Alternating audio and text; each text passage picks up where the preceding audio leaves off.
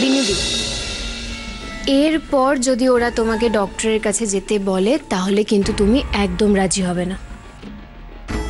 আমি কিন্তু তোমাকে শেষবারের মতো সাবধান করে দিচ্ছি। বিনি,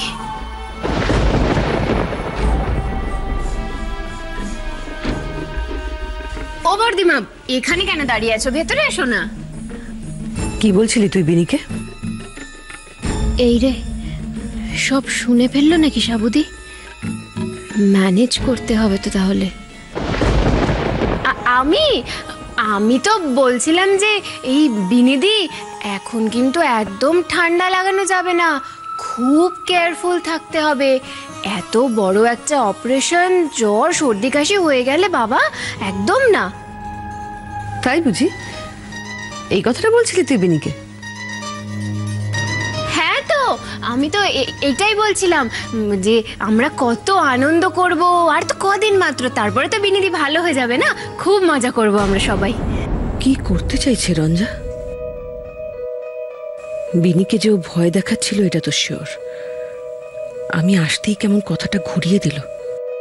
ও বর্দিমা, তুমি বসো না, আমি তোমার চুলটা বেঁধে দেবো। না। দিদি, তুমি এখানে? ইনু কোথায় গো? কেন, কি হয়েছে? কি হয়েছে? আজকে ইনুকে দিয়ে যদি আমি মার না খাইয়েছি না। উমা, সে কি কথা? কি করেছে ও? কি করেছে তুমি জানো না?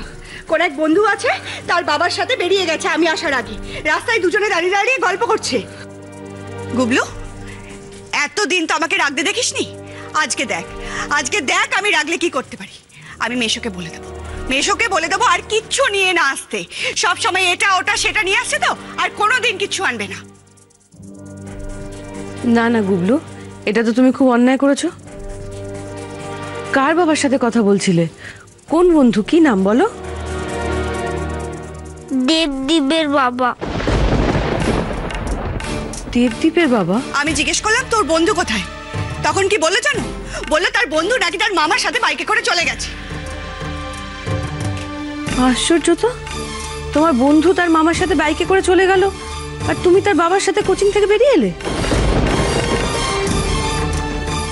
এবার তুমি ভাবো দিদি, কতটা সাহস বেড়েছে ওর। কুবলু চাপে পড়ে কিছু বলে দেবে না তো? আজ কি তাহলে কোচিংয়ে ওকে? আচ্ছা গুবলু, তোমার বন্ধু তার মামার সাথে বাইকে করে চলে গেল, তার বাবা ওখানে কি করছিল? আমার সাথে কথা বলছিল, বলল তুমি চিন্তা করো না, তোমার কেউ নিতে আসেনি, আমি তোমাকে পৌঁছে দেবো, তুমি চিন্তা করো না। তোমার বন্ধুর মামা তাকে বাইকে করে নিয়ে গেল, তোমাকেও তো বাইকে করে পৌঁছে দিয়ে যেতে পারতো। তুমিও বাবার সাথে হেঁটে হেঁটে আসছিলে কেন? না বদ্দিমাসি, আমি তো। গুবলু, আমি কিন্তু মিথ্যে কথা বলা একদম পছন্দ করি না। তুমি মিথ্যে কথা বলছো।